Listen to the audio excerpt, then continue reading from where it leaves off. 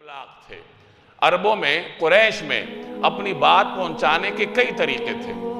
ایک طریقہ یہ تھا کہ جب کوئی اہم اعلان کرنا ہوتا تھا تو قریش کے لوگ کوہ صفا پر چڑھ کر اعلان کرتے تھے، یعنی کوہ صفا سے کسی صدا کا لگایا جانا یا کسی آواز کا آنا یہ بذات خود اس بات کی دلیل تھی کہ یہ کوئی اہم اعلان ہے۔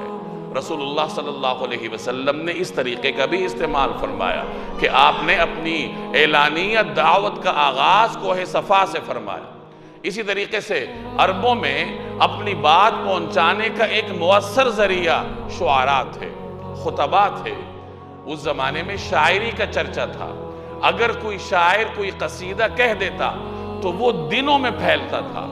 آج ایک شاعر نے یہاں قصیدہ کہا ہے تو وہ چند دنوں میں دور دراز تک پھیل جاتا تھا، زبان زد عام ہو جاتا تھا۔ لوگ شاعری کے ذریعے اپنی بات پہنچاتے تھے۔ چنانچہ اس زمانے میں اگر کسی نے کسی شخص کی تذلیل کرنی ہو تو اس پر ذلت بھرے اشعار کہے جاتے تھے، اس کی حجب کی جاتی تھی، اور وہ اشعار لوگوں میں عام ہوتے تھے، بچے بچے کی زبان پر چلے جاتے تھے، اور شاعر کا مقصد پورا ہو جاتا تھا کہ اس نے کسی کی تذلیل کرنی ہے اور پورا معاشرہ اب اس کی تذلیل پر مبنی اشعار دہرا رہا ہے۔ اسی طرح اگر کسی نے کسی کی تعریف کرنی ہو تو اشعار کے ذریعے قصیدہ لکھا جاتا تھا۔ بڑے بڑے بادشاہوں نے باقاعدہ درباری شاعر رکھے ہوتے تھے، جیسے آج کل مختلف جو سربراہان مملکت ہوتے ہیں تو ان کے اس کام پر مامور سیکریٹریز ہوتے ہیں جو کہ میڈیا تک ان کی بات پہنچاتے ہیں اور لوگوں تک ان کا پیغام پہنچاتے ہیں۔ اسی طرح اس زمانے میں بادشاہوں نے شاعر رکھے ہوتے تھے۔ وہ شاعر بادشاہ کا قصیدہ لکھتا تھا اور وہ قصیدہ پھیل جاتا تھا اور بچے بچے کی زبان پر بادشاہ کی تعریف ہوتی تھی۔ تو شعر و شاعری یہ ایک مؤثر ذریعہ ابلاغ تھا۔ رسول اللہ صلی اللہ علیہ وسلم نے اس کا بھی استعمال فرمایا۔ بذات خود تو اللہ نے نبی کریم صلی اللہ علیہ وسلم کو شاعری سے پاک رکھا۔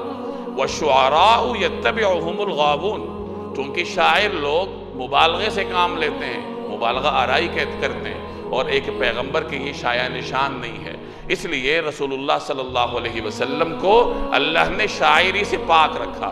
بذات خود تو آپ نے کوئی شعر ارشاد نہیں فرمایا، لیکن دوسرے شاعروں کو اسلام کی تبلیغ کے لیے نبی کریم صلی اللہ علیہ وسلم نے استعمال فرمایا۔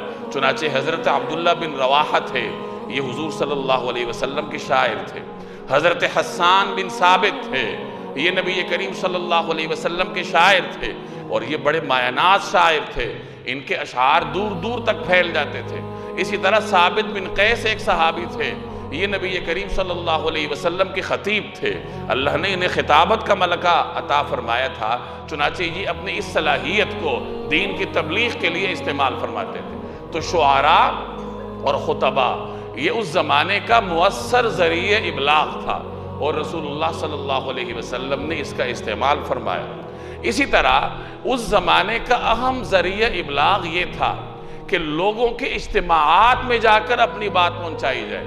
جیسے حج کے اجتماعات تھے، یہ اپنی جگہ اہمیت رکھتے تھے، کیونکہ دور دراز سے قبائل آتے تھے، پورا عرب جمع ہوتا تھا حج کے دنوں میں، منا میں، عرفات میں، مزدلفہ میں۔ تو حج کے اجتماعات میں جا کر اپنی بات سنانا یہ اس زمانے کا اہم ذریعہ ابلاغ تھا۔ نبی کریم صلی اللہ علیہ وسلم نے اس کا بھرپور استعمال فرمایا۔ چنانچہ آپ منا میں تشریف لے جاتے تھے، لوگوں کی خیموں کے درمیان سے گزرتے تھے اور اللہ کی بات سناتے جاتے تھے۔ حج کے اجتماعات میں آپ تشریف لے جاتے، اللہ کی بات سناتے۔ ایسی ہی کسی اجتماع میں نبی کریم صلی اللہ علیہ وسلم سے مدینہ جو اس زمانے میں یثرب تھا اس کے لوگوں کی ملاقات ہوئی، ان کے دل میں اسلام کے پیغام نے گھر کیا، نتیجتاً مدینہ دارالاسلام بن گیا۔ تو حج کے اجتماعات کو نبی کریم صلی اللہ علیہ وسلم نے دین کا پیغام پہنچانے کے لیے استعمال کیا۔ اسی طرح اس زمانے کے اہم اجتماعات عربوں کے بازار تھے۔